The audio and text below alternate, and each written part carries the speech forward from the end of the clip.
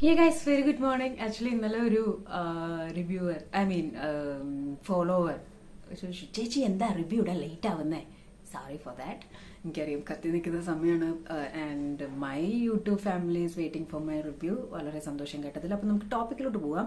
ഇന്ന് ഞാനൊരു വീഡിയോ ആണ് നിങ്ങളുടെ മുന്നിൽ പ്ലേ ചെയ്യുന്നത്. ആ വീഡിയോയിലൂടെയാണ് എനിക്ക് നിങ്ങളുടെ അടുത്ത് കാര്യങ്ങൾ പറയാനുള്ളത്. ഒട്ടുമിക്കവരും കണ്ടിട്ടുണ്ടാവും.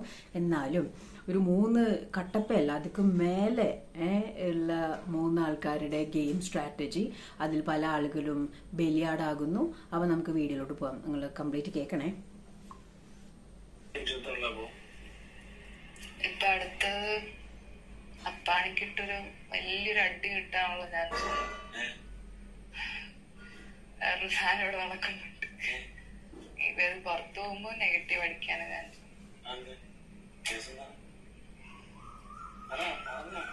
ബിൻസിയായിട്ട് ബിൻസിനെ ഇപ്പം ഒരു കോംബോ കളി കളിക്കുന്നുണ്ട് ഇപ്പൊ ബിൻസിയായിട്ട്.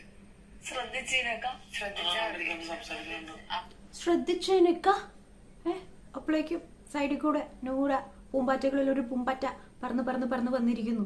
ഈ കോൺവെർസേഷൻ ശൈത്യം ഷാനവാസും തമ്മിലാണ്. ബാക്കില് ഇന്നലെ മുഴുവനും ക്ലീവേജ് ഇഷ്യൂവിൽ അറഞ്ചം പുറഞ്ചം അവിടെ ഉള്ളവരൊക്കെ എടുത്തിട്ട് അടിച്ച നമ്മുടെ അനു ചുമ്മാ ഒന്നും മിണ്ടാതെ സൈഡിൽ നിൽക്കുകയാണേ. ഇനി ശ്രദ്ധിച്ചോ.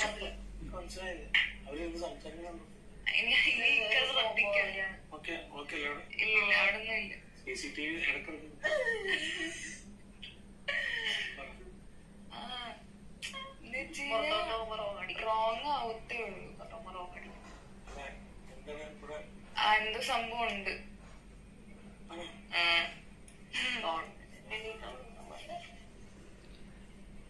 എന്തോ സംഭവമുണ്ട്.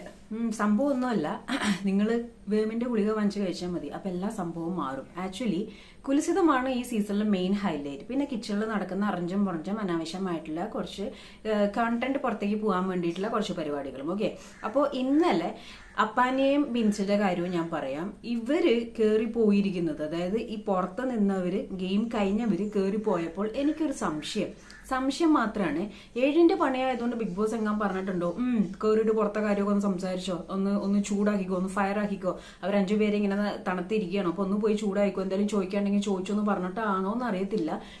അറഞ്ചും പുറഞ്ചും പുറത്തുനിന്ന് വന്നിട്ട് ഭയങ്കര അറ്റാക്കിംഗ് ആണ്. ശരിക ഭയങ്കര അറ്റാക്കിംഗ്, ആർജെ ബിൻസി വേറെ ലെവൽ. ആൻഡ് നമ്മുടെ ശരിക അനുമോൾ എന്നോട് സംസാരിക്കരുത്. അതേപോലെ ഇന്നലത്തെ ഇഷ്യൂ. അപ്പൊ എനിക്ക് മനസ്സിലായത് ഇപ്പോ ലൈക്ക് മസ്താനി വന്നപ്പോഴും അപ്പാനി ഒന്നും മൈൻഡ് ചെയ്യാതെ അങ്ങോട്ട് പോയി. എന്റെ അക്ബറിന്റെ ഒരു ഉപദേശം ഉണ്ടായിരുന്നു, മര്യാദയ്ക്കാണെങ്കിൽ മര്യാദയ്ക്ക്, മൊടയാണെങ്കിൽ മൊട എന്നുള്ളൊരു വർത്താനം പറയുന്നുണ്ടായിരുന്നു. ആ ഒരു സ്ട്രാറ്റജി നമുക്ക് ഇഷ്ടമായി. അപ്പാനി മസ്താനിയോടൊന്നും റോങ് ആയിട്ട് സംസാരിച്ചിട്ടില്ല, എന്റെ അറിവിൽ ഉണ്ടെങ്കിൽ നിങ്ങൾ കമന്റ് ചെയ്യാം. അപ്പൊ നമ്മുടെ ഇവിടെ ടോപ്പിക് ഇവിടെ അനുമോളാണ്. ഇതിൽ നിന്ന് നമുക്ക് മനസ്സിലായിട്ടുണ്ട് ഇവര് അനാവശ്യമായ ഇഷ്യൂസ് ഉണ്ടാക്കുകയാണെന്നുള്ളത്. ഇന്നലെ ആദിലെയാണ് നുണച്ചി ക്ലീവേജ് കാണിച്ചിരുന്നു എന്നുള്ള രീതിയിൽ അവിടെ സംസാരിച്ച് അനുമോളെ ഒരു വൃത്തികെട്ട കുലസ്ത്രീ പരിവേഷമാക്കി അവിടെ പ്ലേസ് ചെയ്തത് അല്ലെ.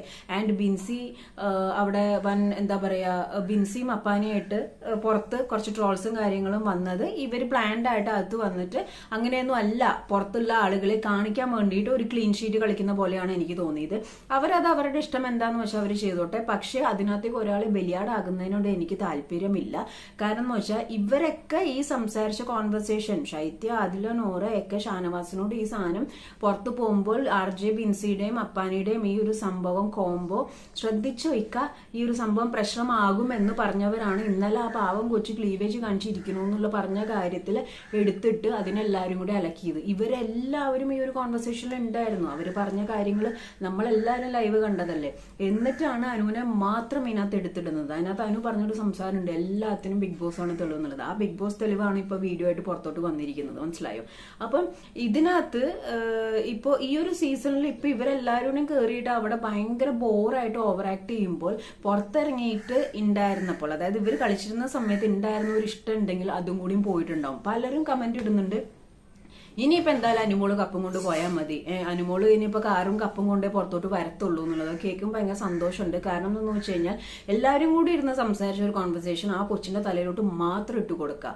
മനസ്സിലായോ? അപ്പൊ അപ്പാനെയും ആർജെ ബിൻസിയും പുറത്തു പോയി, അവരെല്ലാരും പുറത്തു പോയിട്ട് അത്യാവശ്യം കാര്യങ്ങൾ കണ്ടിട്ടാണ് വന്നിരിക്കുന്നത്. അപ്പൊ ഈ ഒരു സെക്ഷൻ അവർ കണ്ടില്ല എന്തോ എനിക്ക് അറിയത്തില്ല. ശൈത്യയുടെ ബാക്കിൽ വെറുതെ അനുമോളും മിണ്ടാൻ നിൽക്കുകയാണ്. ഇവര് മൂന്നുപേരും കൂടിയാണ് ഇവരെ ഈ കോംബോ ഉണ്ട്, പ്രശ്നമുണ്ടെന്നൊക്കെ പറഞ്ഞ് ഷാനവാസിനെ ഇവരുടെ മുന്നിലോട്ട് തള്ളിയിടുന്നത്.